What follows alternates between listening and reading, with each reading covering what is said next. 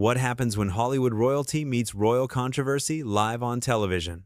Today we're diving into one of the most explosive moments in daytime TV history, where Angelina Jolie delivered a masterclass in grace under pressure while completely dismantling Meghan Markle's carefully crafted narrative.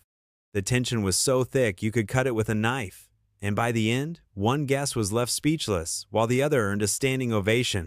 Make sure to subscribe and drop a comment below because this story will leave you questioning everything you thought you knew about celebrity interviews. The View studio buzzed with anticipation as the show's iconic theme music faded. Whoopi Goldberg sat center stage, flanked by Joy Behar, Sarah Haynes, Alyssa Farah Griffin, and Sunny Hostin. The energy was different today, electric almost, as if everyone could sense something big was about to unfold. Ladies and gentlemen, Whoopi began, her voice carrying that familiar authority. We have two very special guests joining us today. First, please welcome actress, director, and humanitarian Angelina Jolie. The audience erupted as Angelina walked onto the stage, her presence commanding immediate respect. She moved with that effortless elegance that had captivated audiences for decades, offering warm waves to the crowd before taking her seat on the famous couch.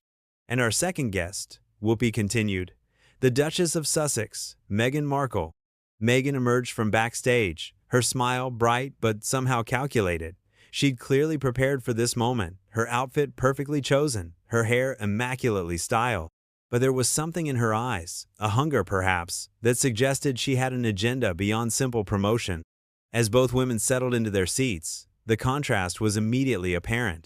Angelina sat naturally, genuinely present in the moment, while Meghan seemed to be performing even in stillness, her posture perfect, her hands positioned just so. So wonderful to have you both here. Joy Behar jumped in, her trademark enthusiasm on full display. Angelina, you're here promoting your new film about refugee advocacy. And Meghan, you're discussing your upcoming Netflix documentary series. Two very different projects, but both focusing on important social issues. Angelina nodded graciously. Thank you for having me. Yes, this film is something very close to my heart. I've spent years working with refugees around the world, and I wanted to create something that would give voice to their stories, their resilience. That's beautiful, Sarah Haynes interjected. Your work with the UN has been so impactful over the years. I've been privileged to witness incredible strength in the most challenging circumstances, Angelina replied. These are people who've lost everything but refuse to lose hope. They've taught me more about courage than any role I've ever played. Meghan, who had been waiting for her moment, leaned forward slightly. I completely understand that passion for humanitarian work. My own journey has opened my eyes to so many injustices, particularly around mental health and women's empowerment. Sometimes I think people don't realize how isolating it can be when you're trying to use your platform for change but facing constant criticism. There it was. Even in what should have been Angelina's moment, Meghan had somehow redirected the conversation to her own struggles. The panel exchanged quick glances, and viewers at home could practically feel the shift in energy. Sunny Hostin, ever the skilled interviewer, tried to navigate diplomatically. Both of your platforms have certainly brought attention to important causes. Meghan, tell us about your Netflix series. Well, Meghan began, settling back with visible satisfaction. It's really about authenticity and breaking free from systems that try to silence you. I think so many women, especially women of color, can relate to feeling trapped by institutions that smile at you publicly but undermine you privately. The statement hung in the air. Everyone knew exactly what institution she was referencing, and the implication was clear. This wasn't just promotion, this was a calculated attack. Alyssa Farah Griffin, drawing on her political background, recognized the moment for what it was. That's certainly a powerful theme. Angelina, in your humanitarian work, have you encountered similar institutional challenges? Angelina's response was measured, thoughtful. I've learned that real change happens when you focus on the work itself rather than the obstacles. When you're genuinely committed to a cause, you find ways to serve regardless of the circumstances. The people I work with, refugees who fled war zones, they don't have the luxury of institutional support. They create their own networks of resilience. It was a subtle but pointed response. Without directly confronting Meghan, Angelina had highlighted the difference between genuine service and self-serving narratives. Meghan's smile tightened almost imperceptibly. Of course, But I think it's important to acknowledge that some of us have had to fight battles on multiple fronts. When you're constantly having your character assassinated in the press while trying to do good work, it takes a toll. Character assassination is a strong term, Joy Behar noted, her journalist instincts kicking in. Are you referring to specific incidents? I'm referring to a pattern, Meghan replied, her voice taking on that practiced cadence she used in serious interviews. A pattern of systematic undermining that goes beyond normal media scrutiny. When you're trying to modernize ancient institutions while also fighting racial bias, the pushback can be overwhelming. The audience was completely silent now, hanging on every word. This was clearly building to something bigger. Whoopi, sensing the tension, tried to steer things back on track. Let's talk about your current projects. Angelina, your film premieres next month, correct? Yes. And I'm hoping it will encourage people to support refugee resettlement programs in their own communities. Angelina answered, real change happens at the grassroots level, when ordinary people decide to get involved. Again, there was that subtle emphasis on action over complaint, service over self-promotion. Meghan was beginning to look less comfortable, realizing that her usual narrative techniques weren't landing the way they typically did. Meghan shifted in her seat, clearly frustrated that her attempts to center the conversation around her own victimhood weren't gaining the sympathy she expected. The View panel was experienced enough to recognize when a guest was pushing an agenda, and Angelina's presence seemed to highlight just how calculated Meghan's approach really was. You know what, Meghan said, her voice taking on a sharper edge? I think it's easy for some people to talk about grassroots change when they haven't had to deal with the kind of institutional racism and systematic silencing that I've faced. Not everyone has had the privilege of being universally beloved by the media. The comment was clearly directed at Angelina, and the studio fell completely silent. This was unprecedented territory for The View, a direct confrontation between two high-profile guests. Angelina's expression remained serene, but there was steel in her eyes now. I'm sorry, are you suggesting that my humanitarian work has been easy because of media treatment? I'm suggesting that some of us have had to fight harder for our voices to be heard, Meghan replied, doubling down. When you're dealing with palace sources briefing against you, tabloids twisting your every word, and family members refusing to defend you, it's a different kind of challenge. Sarah Haynes looked genuinely uncomfortable now. Meghan, those are some serious allegations about your time in the royal family. They're not allegations, they're facts, Meghan stated firmly. And I think it's important that people understand the difference between someone who gets to choose their humanitarian causes versus someone who is silenced when trying to speak up about mental health, about racism, about basic human dignity. The accusation was clear. Meghan was implying that Angelina's decades of humanitarian work were somehow less meaningful because she hadn't faced the same personal struggles. Whoopi Goldberg, who had moderated countless heated discussions, could see this was spiraling beyond normal interview territory. Ladies, let's take a step back here. But Angelina held up a gentle hand. No, it's all right, Whoopi. I think this is an important conversation. She turned to face Meghan directly, her voice calm but firm. I've spent 20 years working in refugee camps, war zones, and areas affected by natural disasters. I've held dying children in my arms. I've sat with mothers who've watched their families torn apart by violence. I've been threatened. I've been criticized. I've been called everything from a homewrecker to a publicity seeker. The studio was dead silent now. Even the camera operators seemed to lean in. But never once, Angelina continued, have I made my personal struggles the center of the story when discussing the suffering of others. The refugees I work with, they don't have Netflix deals to tell their stories. They don't have media platforms or royal titles or the ability to sit on television and demand sympathy. They have nothing but their resilience and their hope that someone will help them rebuild their lives. Meghan's face had gone pale. This wasn't the response she'd expected. I think you're misunderstanding. Meghan tried to recover. I never said your work wasn't important. I'm simply pointing out that different people face different obstacles, and some of us have had to overcome additional barriers. Additional barriers? Angelina repeated slowly. You mean like the barrier of being born into a war zone? The barrier of watching your village burn down? The barrier of walking hundreds of miles with small children to reach a refugee camp where you might, if you're lucky, get one meal a day? Joy Behar, who rarely found herself speechless, was watching this exchange with obvious fascination. This wasn't just a disagreement. This was a masterclass in perspective. That's not what I meant, Meghan said, her voice becoming defensive. Obviously, those situations are tragic, but I'm talking about institutional racism within powerful families, about being gaslit and isolated. You were isolated, Angelina said, her tone remaining remarkably calm. In a palace, with a staff of hundreds, with access to the best healthcare, education, and resources in the world, with a platform that reaches millions of people globally. Sunny Hostin tried to intervene. I think what Meghan is trying to express is that even with privilege, there can be unique challenges related to race and family dynamics. Of course there can be, Angelina agreed immediately, and those challenges are real and they matter. But when you're sitting on national television talking about humanitarian work, maybe the focus should be on the people who actually need help rather than on how hard it's been for you to help them. The comment landed like a thunderbolt. Meghan's mouth opened slightly, as if she couldn't quite believe what she just heard. I can't believe you just said that, Meghan finally managed. You have no idea what I've been through.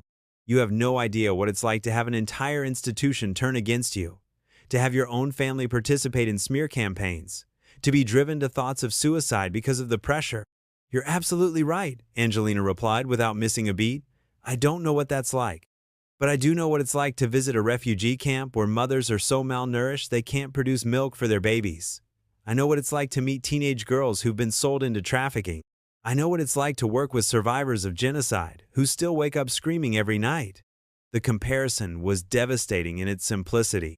Alyssa Farah Griffin, drawing on her years in politics, recognized a defining moment when she saw one.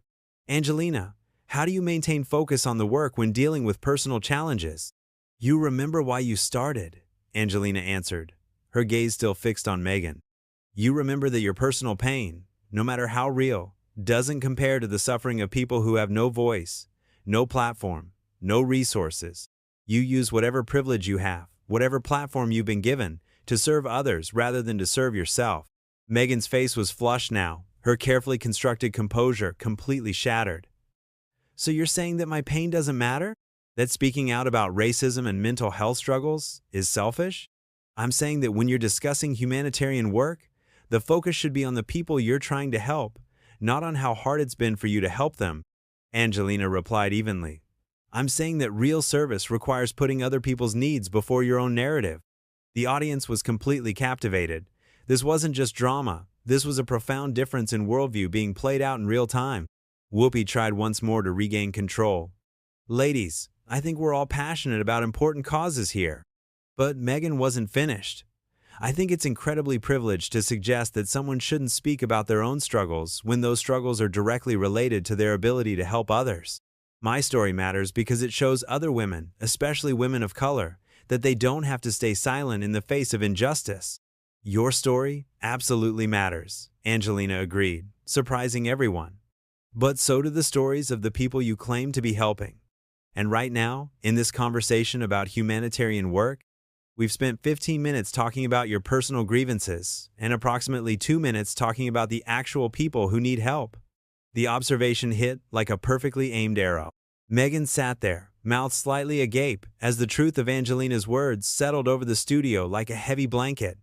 Even the seasoned view panel seemed stunned by the precision of the critique. That's not fair, Meghan finally stammered, her voice lacking its usual confident cadence. You're trying to make it seem like I don't care about the people I'm trying to help.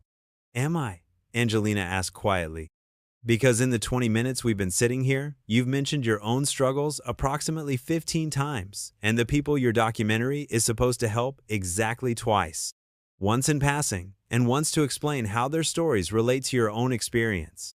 Sarah Haynes looked down at her notes, clearly fact-checking Angelina's observation in real time. Her slight nod suggested the count was accurate. I think context matters, Meghan said, her voice rising slightly. People need to understand the obstacles I've faced in order to appreciate the work I'm doing now. Do they? Angelina countered, leaning forward slightly. When I make a film about refugees, do I spend the majority of the interview talking about how difficult it was for me to get financing? Do I discuss how exhausting the travel was, or how the media criticized my motives? Or do I talk about the incredible people I met and the urgent need for support? The panel exchanged glances. They all knew the answer. In countless interviews over the years, Angelina had consistently centered the people she was trying to help rather than her own journey. That's different, Meghan insisted, but her argument was losing steam. You don't understand the unique pressures of being in the royal family. You're absolutely right, I don't, Angelina agreed readily. But you know what I do understand? The pressure of being a single mother trying to protect her children while working in dangerous locations.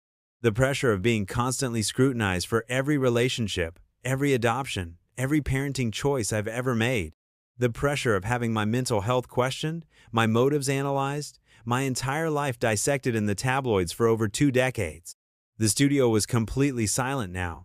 Even Whoopi seemed hesitant to interrupt. But here's the difference, Angelina continued, her voice steady and clear. I learned early on that my personal struggles, no matter how real or how painful, are not the story. When I'm advocating for people who are literally fighting for survival, the story is them. Always them. Meghan's face was now visibly flushed, her composure completely abandoned. So, you think I should just stay silent about institutional racism, about the mental health crisis I experienced? I think, Angelina said, pausing deliberately, that there's a time and place for personal testimony, and there's a time and place for selfless advocacy. And I think true advocates know the difference. Joy Behar, who had been uncharacteristically quiet, finally spoke up.